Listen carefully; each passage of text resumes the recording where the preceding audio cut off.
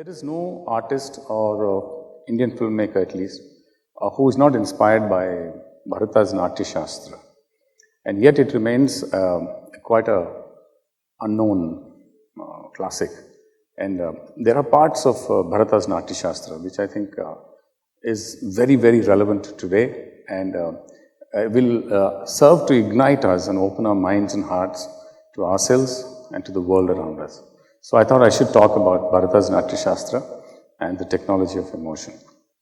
Now the interesting thing here is that Bharata, who lived 2200 years back, he created this whole notion of the wet and the dry. Now imagine your own mind as having two separate spaces. There's a dry space and there's a wet space. Now Bharata said that this dry space occurs to you when you are in the logical, rational domain, when you're trying to solve a math problem, for example, or trying to be rational and cold or logical or reason dominates your mind, then you are in the dry space. Like, for example, if I ask you to imagine the word dog, you can easily imagine it because it's a thought is coming in your mind, it's in the dry space. But if I tell you now to shoot the dog and watch it die slowly, you immediately jump into the wet space. The wet space is the space where you have feelings. So Bharata basically, summarized the notion of thought and feeling. Thought being in the dry space and feeling being in the wet space. Now, Bharata also, extending that and attaching a few thoughts from neuroscience, modern neuroscience, you understand that Bharata meant something humongously powerful. Because he says, this wet space of your mind, think of it now as a space which has got hundreds of hypodermic syringes. And inside each of those hypodermic syringes is a neurochemical. And you cannot have a feeling, you cannot be in the wet space unless one or more of those neurochemicals, syringes are being fired, triggers are being pulled, and that wetness is flowing inside your mind. So when I asked you to imagine about shooting your dog and watching it die, you get a sense of disgust. That disgust is a bunch of neurochemicals which are triggered instantly in your mind, making you feel the feeling. So Bharata said that without the wetness, there is no feeling. Without these neurochemicals coming in and going out, extremely small quantities of them, but injecting in you all the time.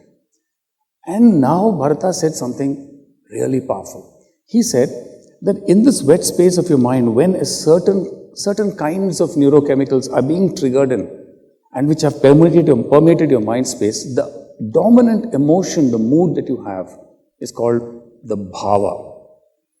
So he created this whole theory of bhava and rasa. Rasa is the neurochemical. Now, rasa in Sanskrit basically means fluid. It means essence. So he got so close to understanding the neurochemistry of the mind and understanding the technology of how emotions are created. And that bhava and rasa is so true today. And there is still a lot more depth in that. For example, when you look at these different rasas which create this one bhava, Bharata said that there are 8 different types of primary bhavas. Only 8. But there are 33 secondary rasas and another 8 sub-rasas. So actually he made it he designed the alphabets of emotion. Now, just as words are composed of alphabets and sentences are composed of words, bunches of emotion or groups of emotion are created by triggers of individual rasas, and larger dominant emotions are created as sentences. Now, this is very significant because if you look at this, the bhava and the rasa theory, we understand how an artist, a director, creates an emotion inside an audience. But first we need to understand something else. Because Bharata understood that there is a need for these emotions because we do not know how to pull those triggers. Now, if I ask you to feel intense joy right now, this very instant, in all likelihood, you won't be able to feel it. If I ask you to feel hatred or any primary emotion, passion of some kind, It just doesn't happen. Why? Because we don't have the capacity to pull those triggers. Now, the hypodermic syringes are already assembled inside our mind space, but we don't have our fingers on the triggers. We don't know how to trigger an emotion. Adding to that, Bharata also suggested that the whole march of civilization, while it gives you a sense of security, comfort, while it gives you a purpose, adds meaning to your days, it does something else. It robs you of your capacity to trigger emotions. Because life becomes more and more assured and secure. When life becomes secure, you don't feel the primary emotions of fear. There was a time, in wild society, you walked from one place to another, you could get killed by a wild animal. Now, fear is gone. When you have security, then you have a lack of, insecurity. When you know what's going to happen in your life. So, a whole lot of neurochemicals which were being triggered by nature have now slowly become absent in your life. And society, as Bharata said, tends to make you drier, and even more drier. So you lose the capacity for emotion. Now, it is so true even today.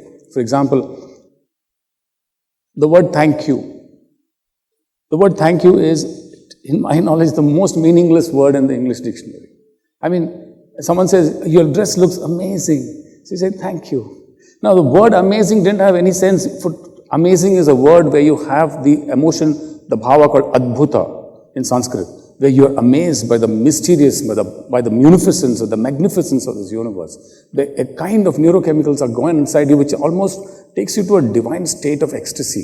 Now, did you feel that when you saw my dress? No. You say, this is amazing, man.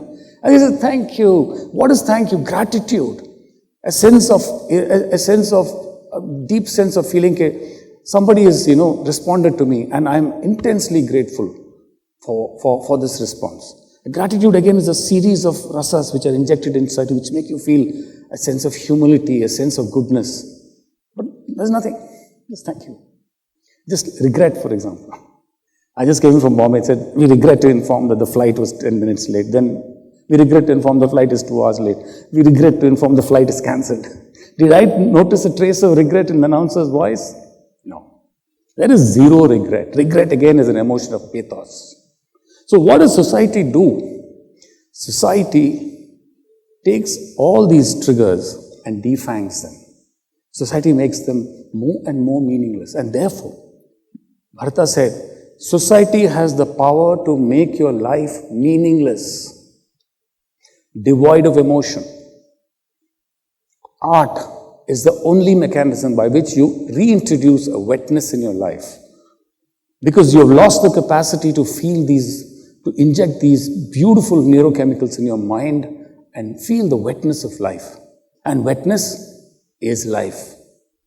I remember a Zen saying about the difference between a wet branch and a dry branch. A wet branch is alive because there's literally a wetness inside. There's life flowing, there's a sap of life inside it. And it's flexible, it bends. A dry branch is dead. And therefore, Bharata suggested that dryness is leading to death, a kind of an emotional death, where everything is there and yet there is nothing. There is substance, but there is no feeling. There is life, but there is essentially no meaning. And this is true. I mean, one of the things that I find everywhere, one of the things that makes me run away from being an engineer, I'm also from BITS Pilani. I stopped being an engineer because I found it was getting drier and drier. Life every day was a cut and paste of every other day. And this happens all the time. Society makes it happen because we want everything to be predictable.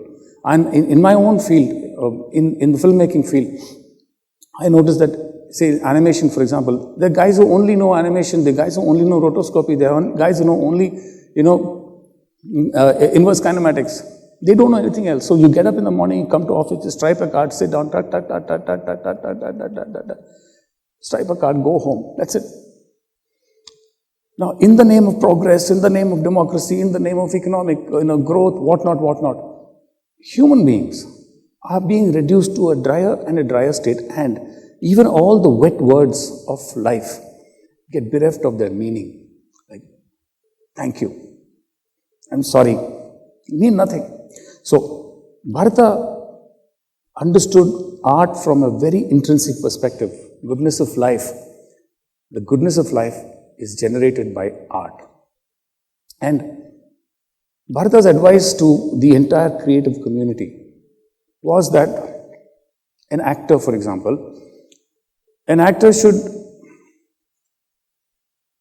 strive to empty himself or herself completely.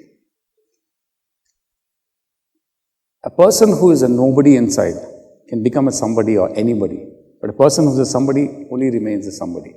And Bharata created an actor understanding the theory of bhava and rasa, the technology of emotion, because he said that the difference between a normal human being and an actor is that the normal human being is incapable of pulling those triggers inside his mind and generating wetness.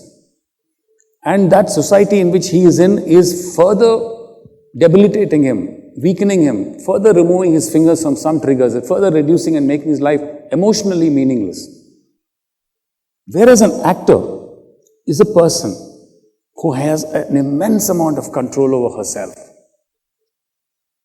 An actor is a person who has his or her fingers on all the triggers. An actor can generate any emotion, any time, to any extent, and mix it with 5 different emotions and create a complex bhava in a jiffy. And how does an actor do that? An actor does it by becoming empty, by removing every trace of personality, every trace of ego, becoming a complete void inside, the shunya. So in this, an actor focuses on extreme control. And believe me, when an actor gains extreme control over himself, he gains control over the audience too. And that's how we worship actors, because an actor makes us cry, an actor makes us laugh, an actor makes us feel all these emotions that we were incapable of feeling ourselves. And because an actor has done that to us, we are immensely grateful to the actor. He becomes a star. Again, going back to the complexity of emotions, Bharata said again something very interesting. He said that you generate a complex bhava not by having a single emotion, but by having a series of contradictory emotions. And this is again very interesting. Let's take 2 great comedians, Laurel and Hardy and Charlie Chaplin. I'll explain the difference of in their performances and their styles from the point of view of Bharata's theory. Laurel and Hardy were great comedians, but if you look at all their movies, how did they generate this emotion called, this bhava called hasya?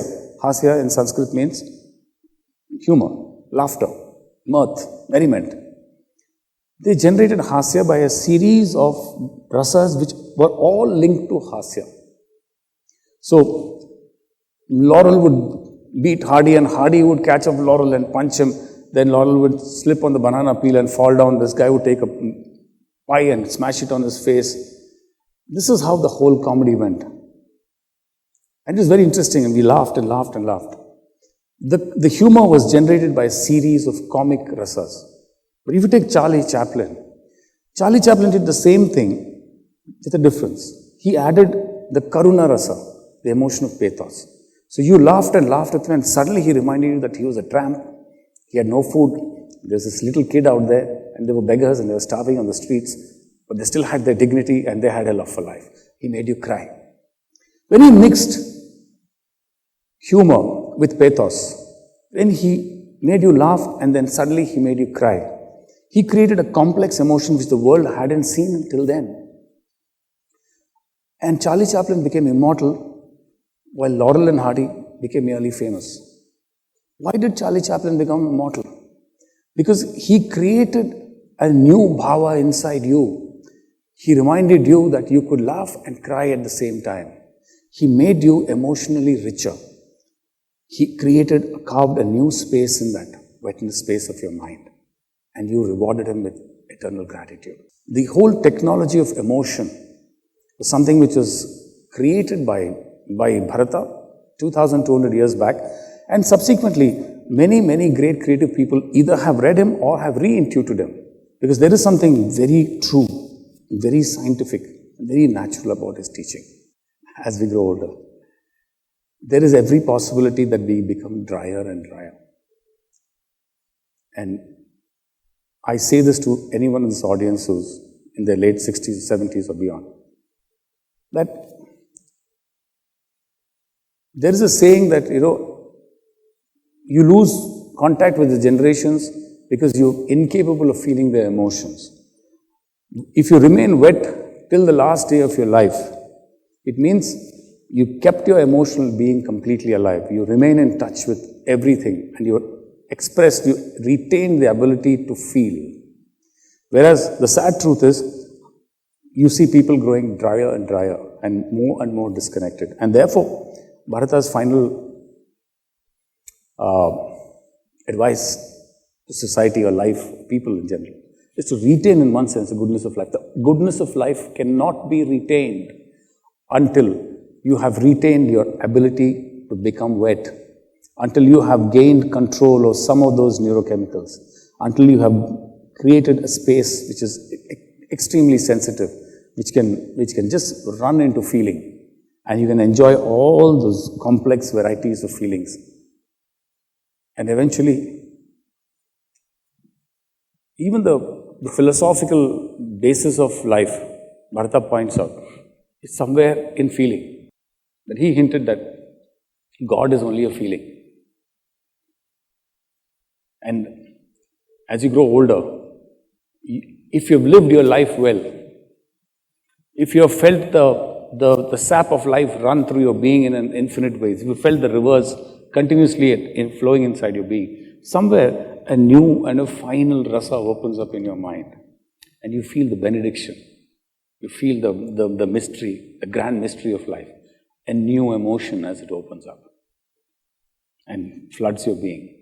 And then you become connected with whatever there is out there. Thank you very much.